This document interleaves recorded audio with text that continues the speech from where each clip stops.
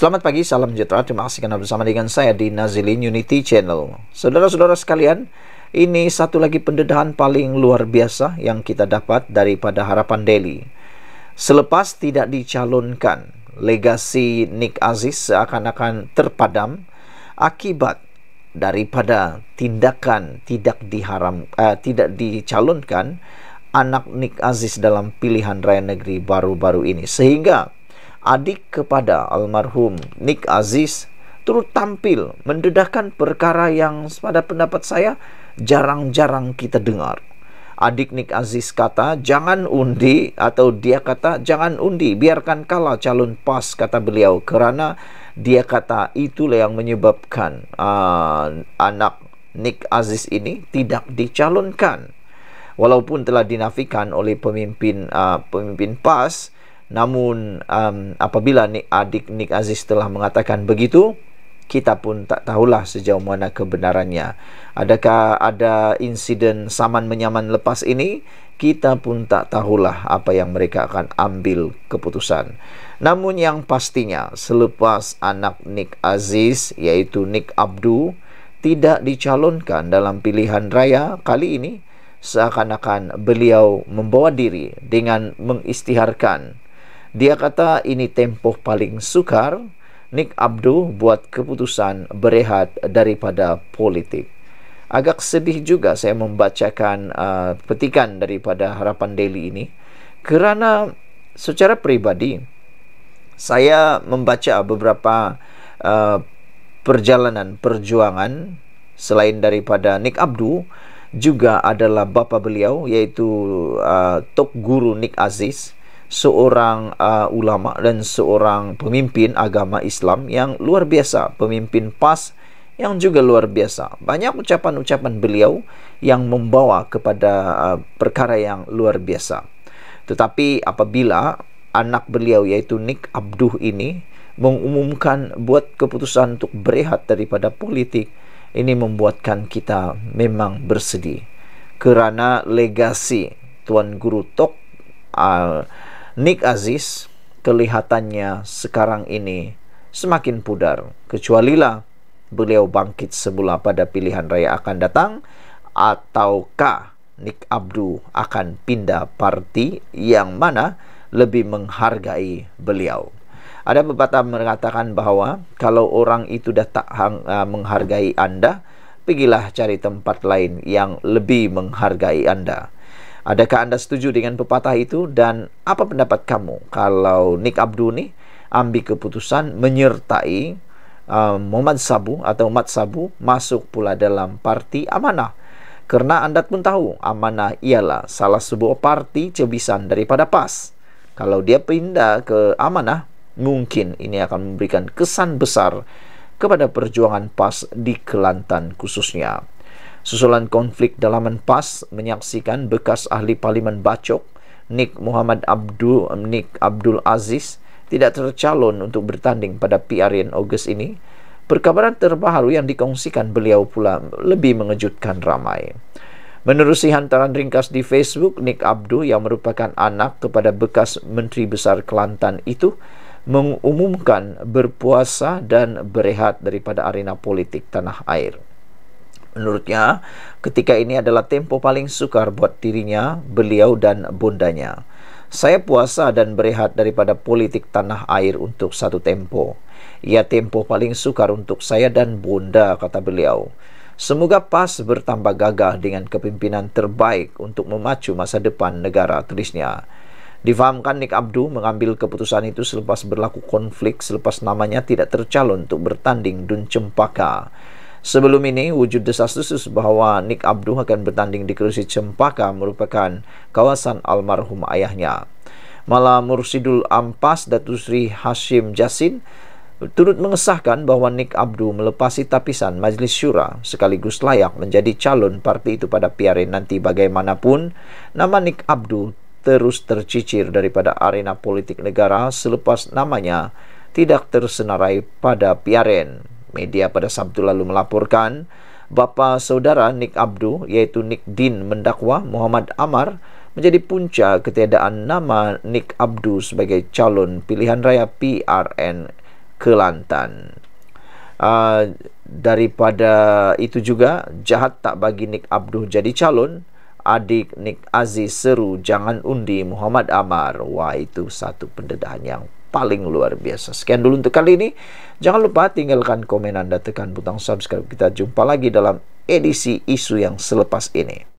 Selamat pagi, salam sejahtera. Terima kasih karena bersama dengan saya di Nazilin Unity Channel. Saudara-saudara sekalian, akhirnya walaupun KJ tak masuk PKR, walaupun Sahrir Hamdan tak masuk PKR, walaupun mereka sekarang ini tak tubuh parti baru, walaupun sekarang ini mereka tak ikut politik ataupun tak bertanding dalam PR yang akan datang ini, tetapi akhirnya dua pribadi yang pada pendapat saya sebagai penganalisis dan pemerhati politik bebas, saya berpendapat Khairi Jamaluddin dan Sahrir Hamdan ini ialah pribadi, ahli politik ataupun aset negara yang amat berkualiti, yang tidak patut dibiarkan. Mereka ini hanya tunggu masa untuk meletup sebenarnya menjadi pemimpin masa depan yang luar biasa.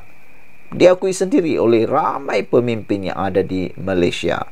Tetapi apakan daya, kadang-kadang adalah kesilapan-kesilapan langkah yang kita semua tahu tidak akan terlepas daripada sesiapapun. Namun, berita baiknya ialah ini kali pertama dua pribadi ini, yaitu Khairi Jamaluddin dan Sahrir Hamdan, tampil memuji pendekatan ekonomi madani yang dilaksanakan oleh Anwar Ibrahim dan Rafizi Ramli melalui Menteri Ekonomi tersebut. Wah, kalau pada pendapat saya, kalau sudah Sahrir Hamdan dan juga KJ mengakui pendekatan ekonomi madani yang diumumkan oleh Anwar Ibrahim baru-baru ini adalah pendekatan yang baik, teratur, kemas dan sebagainya, mengapa Anda tak percaya lagi? Sebab dua pribadi ini adalah orang yang boleh kata pemerhati politik bebas Malaysia sekarang. Mereka tidak menyebelahi sesiapa. Kalau kita lihat di dalam live mereka dalam podcast berhenti sejenak, kita boleh lihat mereka ni hentam siapa saja, isu apa-apa saja pun mereka akan ulas. Tidak pedulilah daripada kerajaan kah, pembangkang kah, mereka akan ulas.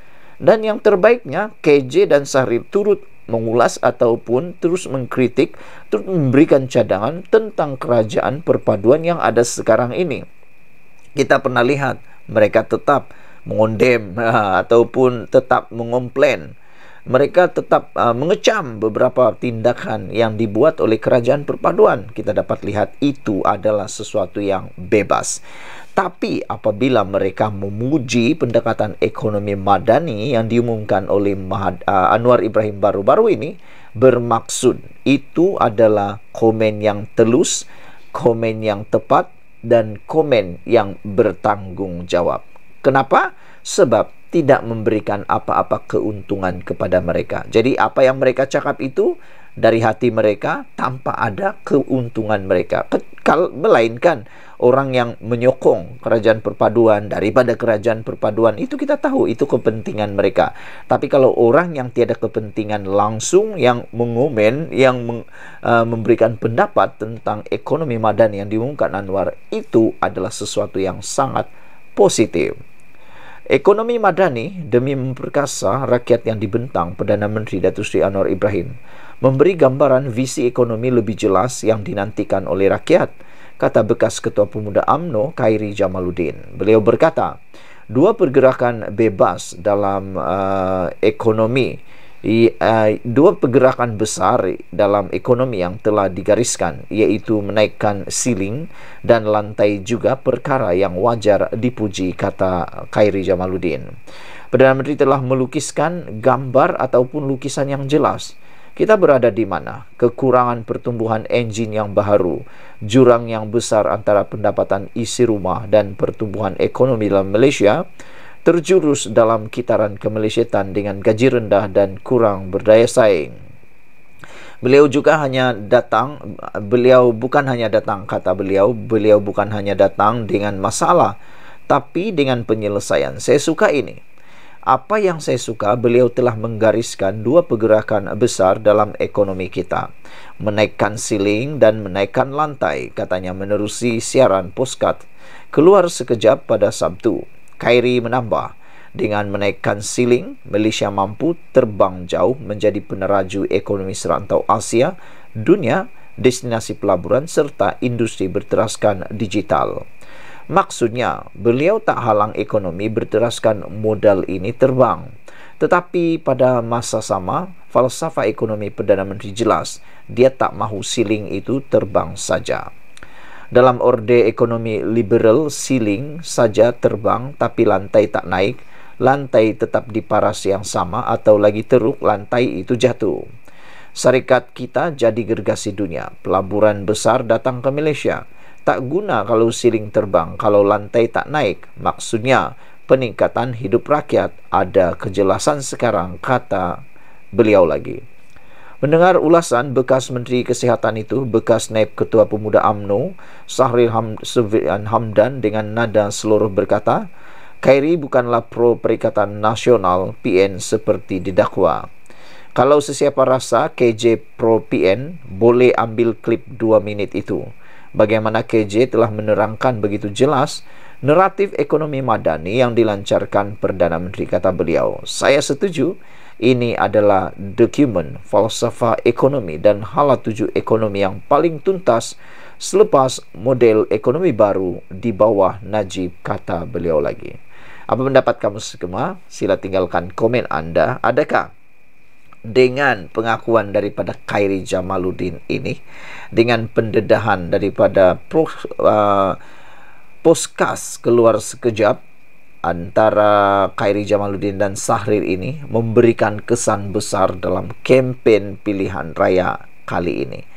Jangan dilupa, Khairi dan Sahril mempunyai pengikut yang sangat besar dalam kalangan orang muda. Satu kali mereka cakap, pengaruhnya sangat besar. Saya pikir secara pribadi, apa yang dikatakan oleh Khairi Jamaluddin dan juga Sahril Hamdan ini pastinya akan membawa kesan besar dalam kempen pilihan raya pada kali ini. Dan saya rasa ini dapat dilihat menjadi satu kajian lapangan daripada Khairi dan juga Sahril. Adakah apa yang mereka cakap ada pengaruhnya? Kita tengoklah nanti. Sekian dulu untuk kali ini. Jangan lupa tinggalkan komen anda, tekan butang subscribe. Kita jumpa lagi. Bye-bye. Selamat malam, salam sejahtera. Terima kasih karena bersama dengan saya di Nazlin Unity Channel. Ini satu kejutan bagi Sanusi. Keputusan daripada mahkamah yang paling ditunggu-tunggu Anwar akhirnya mengejutkan Sanusi. Saudara-saudara sekalian, hari ini daripada Malaysia Kini dipetik sebagai berkata, mahkamah telah pun mengeluarkan larangan supaya Sanusi tidak bercakap soal akhlak Anwar. Jadi Sanusi ini dia lebih kena berhati-hatilah dalam kempen kali ini, kerana kalau dia tersilap cakap macam baru-baru ini, dia tercakap tentang perkara yang sehingga dia dibawa ke muka pengadilan, ke mahkamah gara-gara didakwa dalam akta hasutan kerana dikatakan telah pun menghina, didakwa menghina Sultan Selangor dan Sultan yang di Pertuan Agong. Jadi jangan saja sampai kali ini sudah diberi amaran oleh mahkamah, masih juga Sanusi langgar, itu memang akan menyebabkan lebih besar masalah kepada Sanusi. Hari ini mahkamah mengumumkan di Mahkamah Tinggi Alor membenarkan permohonan Perdana Menteri Datuk Seri Anwar Ibrahim untuk mendapatkan injuksi sementara terhadap Menteri Besar Kedah Muhammad Sanusi Maknor bagi menghalangnya daripada terus mengeluarkan kenyataan mengaitkannya dengan perlakuan tidak bermoral. Peguamnya Sangkara Nair mengesahkan bahawa Mahkamah Sivil membenarkan permohonan ex parte berhubung saman fitnah Anwar terhadap Sanusi. Anwar menyaman Sanusi berhubung ucapannya semasa kempen pilihan raya umum ke-15 di Tambun pada November tahun lalu yang menyebut Planatif sebagai tiada akhlak. Sangkara berkata bahwa perintah yang dikeluarkan semalam adalah sementara menunggu pelupusan kes sivil utama. Hakim Mahkamah Tinggi Alor Setar, Mahazan Madtaib, memerintahkan Sanusi untuk tidak lagi mengeluarkan atau mengulangi dan menerbitkan kenyataan berkaitan dengan saman fitnah yang difailkan Anwar. Hakim juga memerintahkan Sanusi perlu mematuhi prinsip atau perintah instruksi itu dengan serta-merta selepas perintah berkenan disampaikan kepadanya. Saudara-saudara sekalian, apa pendapat kamu semua? Adakah Sanusi akan terlanjur cakap nanti dalam kempen? Kerana ada netizen yang pernah kata Sanusi ini bagi ucapan tak fikir-fikir dulu, terus ucap saja. Sehingga kan Zahid Hamidi pun berkata, terlanjur kata buruk padanya kata Zahid Hamidi. Dan Anwar juga telah pun memberikan kata-kata sebelum ini kepada Sanusi. Anwar kata, memang nasib, apa boleh buat, nasib Sanusi lah, kata Anwar, apabila mengaitkan atau ditanya tentang insiden pendakwaan akta hasutan terhadap Sanusi kerana didakwa menghina Sultan Selangor dan juga Sultan yang di Pertuan Agong. Jadi ini satu perkara yang kita harap Sanusi tidak ulang lagi untuk bercakap tentang soal akhlak Anwar. Kerana kalau tidak, masalah beliau makin akan bertambah dan bertambah. Takut-takut nanti dicakaplah pula itu adalah isu politik, tapi sebenarnya kesilapan peribadi sendiri. Apa komen kamu sendiri atau apa komen kamu tentang isu kali ini? Mahkamah larang Sanusi cakap soal akhlak Anwar. Adakah Sanusi akan tersilap langkah? Sekian dulu untuk kali ini. Jangan lupa tinggalkan komen Anda. Ikuti terus ulasan selepas ini. Selamat malam, salam sejahtera. Terima kasih karena bersama dengan saya di Nazilin Unity Channel. Saudara-saudara sekalian, sudah lama kita tidak mendengar berita ataupun kabar daripada bekas Perdana Menteri kita yang digelar sebagai keluarga Malaysia, yaitu Ismail Sabri Yaakob. Sejak beliau bukan lagi Perdana Menteri dan tidak memegang apa-apa portfolio di dalam UMNO juga di dalam kerajaan, beliau seakan-akan diam membisu, hilang entah ke mana dan tidak ada berita langsung. Saya sibuk juga mencari data ataupun perkembangan terkini daripada bekas Perdana Menteri kita Ismail Sabri Yaakob ini. Namun demikian, beliau seakan-akan hilang begitu saja. Salah seorang Perdana Menteri yang tiba-tiba hilang begitu saja, selain daripada Tun Abdullah Badawi, beliau adalah antara Perdana Menteri yang apabila telah bukan Perdana Menteri lagi, senyap begitu saja. Namun kali ini Ismail Sabri Yaakob tampil memberikan komen berkaitan siapa yang akan menang dalam pilihan raya negeri akan datang ini. Wah, jadi sebelum saya teruskan, saya sampaikan apa ramalan Ismail Sabri Yaakob. Sila tinggalkan komen kamu semua, apa ramalan kamu dalam pilihan raya 6 buah negeri akan datang ini. Siapakah yang akan menang dan siapakah yang akan kalah, ataupun siapakah yang mungkin akan langsung tak boleh dapat wang deposit mereka. Ini adalah komen daripada Ismail Sabri Yaakob apabila beliau ditanya siapa yang akan menang dalam PRN akan datang ini. Rupa-rupanya Ismail Sabri Yaakob enggan membuat ramalan keputusan PRN ini. Saya pun tak tahu, saya pun tak dapat ramal kenapa Ismail Sabri Yaakob enggan membuat ramalan. Padahal pada pendapat saya, sebagai salah seorang ahli dalam UMNO yang juga barisan nasional dalam kerajaan kerajaan perpaduan, Ismail Sabri Yaakob patutnya memberikan komen yang positif, yaitu sekurang-kurangnya memberikan harapan bahawa kerajaan perpaduan boleh menang. Tapi tak tahulah kenapa Ismail Sabri Yaakob enggan membuat ramalan terhadap keputusan ini. Ialah netizen bagi komen, mereka kata sekurang-kurangnya dia berilah sokongan moral, sekurang-kurangnya kata ada harapan menang, besar kemungkinan menang. Begitu bolehlah kan, sekurang-kurangnya bagilah motivasi, kata mereka lagi. Ada juga yang menulis mungkin beliau kata begitu sebab beliau kecewa ataupun mungkin tidak berapa selesa apabila melihat Zahid Hamidi makin gah di puncak kepimpinan UMNO. Datuk Seri Ismail Sabri Yaakob enggan meramal kemenangan mana-mana parti dalam pilihan raya akan datang ini. Bekas Perdana Menteri memberi alasan tidak mahu melemahkan semangat jentera Barisan Nasional dalam PRN di Kedah, Pulau Pinang, Negeri Sembilan, Selangor, Terengganu dan Kelantan. Kalau kata 5-1 nanti mungkin demrasle melemahkan semangat jentera kita. Mungkin jentera kita, pembangkang pula lebih bersemangat. Jentera dia, kata beliau. Ada pro dan kontra kalau kita beri pandangan, kata beliau. Yang pentingnya sekarang ini, saya dah kata BN mana-mana pun kita anggap sebagai underdog, bukan pilihan, supaya kerja lebih kuat, kata beliau lagi. Usaha kita lebih daripada biasa. Kalau semua bekerja keras, saya yakin kita boleh menang. Katanya selepas program sepetang calon DUN Dewan Undangan Negeri Johor, Saiful Yazan Sulaiman. Bekas Perdana Menteri itu sebelum ini meramalkan PN akan menang muda. Bekas Perdana Menteri iaitu Tun Dr. Mahathir Mohamad sebelum ini meramalkan PN akan menang muda 5-1 dalam PRN akan datang.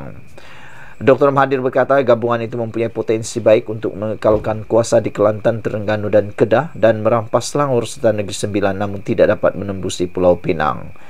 Mengulas lanjut, Ismail Sabri yang juga ahli Parlimen Berar berkata, BN perlu bersikap underdog agar jentera parti bekerja lebih kuat dan memastikan kemenangan.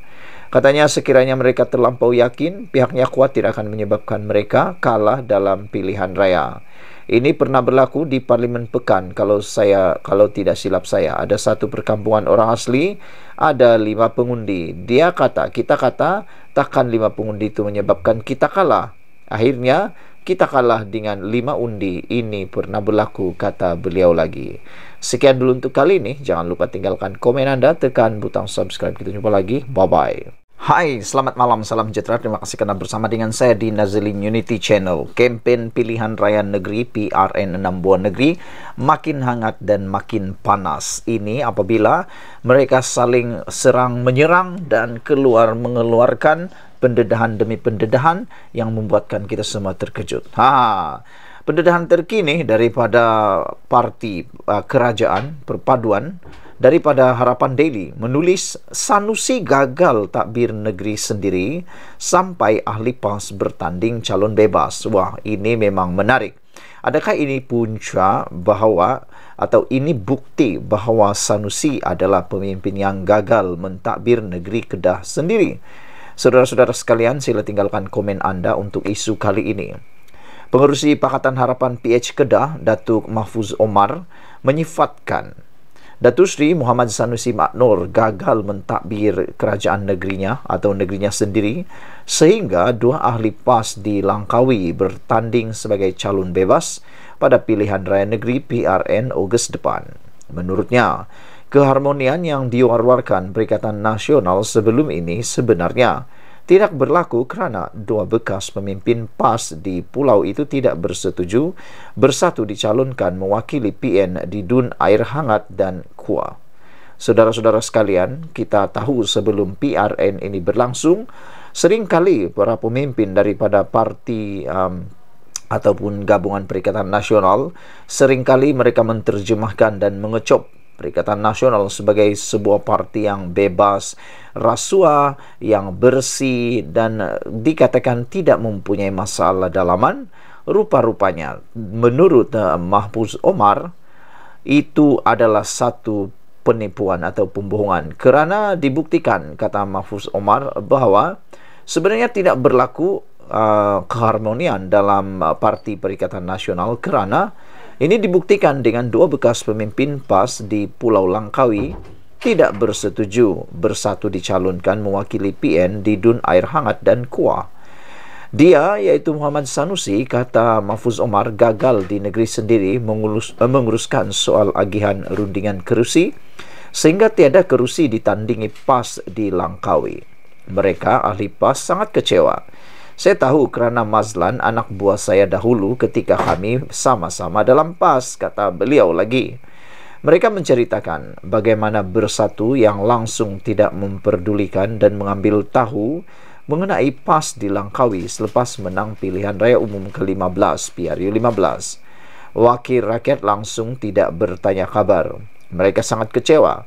Sebab itu mereka harap paling tidak Dun Kuah ditandingi calon PAS. Sebaliknya tidak berlaku, katanya pada sidang media di Pusat Operasi Pilihan Raya Dun Alur Mengkudu hari ini.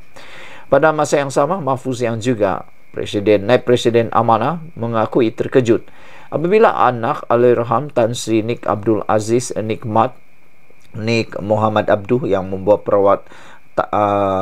perwatakan bekas Marsyidul Am tidak dicalonkan di Kelantan. Beliau menyifatkan adalah malang apabila pemimpin atau pimpinan PAS tidak menghiraukan legasi Nik Aziz, malah seperti mahu memandamkan ataupun memadamkannya ketika ini. Mengulas lanjut, Mahfuz berkata, beliau percaya tindakan dua pimpinan PAS di Langkawi bertanding sebagai calon bebas turut mendapat lampu hijau kepimpinan PAS pusat bagi menyatakan rasa tidak puas hati mereka kepada Bersatu. Disebabkan apa yang berlaku kepada Perikatan Nasional ketiga ini, beliau yakin PHBN kini dalam landasan terbaik, mengekalkan 16 kerusi DUN milik penyandangnya selain hanya memerlukan tambahan 3 lagi kerusi bagi mendapatkan majoriti mudah membentuk kerajaan negeri. Kegagalan pimpinan PAS mengawal ahli juga berlaku apabila mereka memboikot pencalonan Presiden Gerakan Datuk Dr. Dominic Lau di Dun Bayan lepas. Ini berlaku kerana PAS mahu mengharapkan sokongan pengundi Cina sehingga sanggup menyerahkan kerusi itu kepada rakan sekutu. Ini menunjukkan Toh Mahan mengatakan PH ditunggang DAP sebenarnya tidak berlaku. Sebaliknya, Gerakan juga menguasai PN dan menjadi kingmaker apabila meletak syarat tertentu sehingga PAS terpaksa korbankan kerusi kepada parti kecil yang kalah semua kerusi, ujarnya. Sekian dulu untuk kali ini. Jangan lupa tinggalkan komen anda, tekan butang subscribe. Kita jumpa lagi. Bye-bye.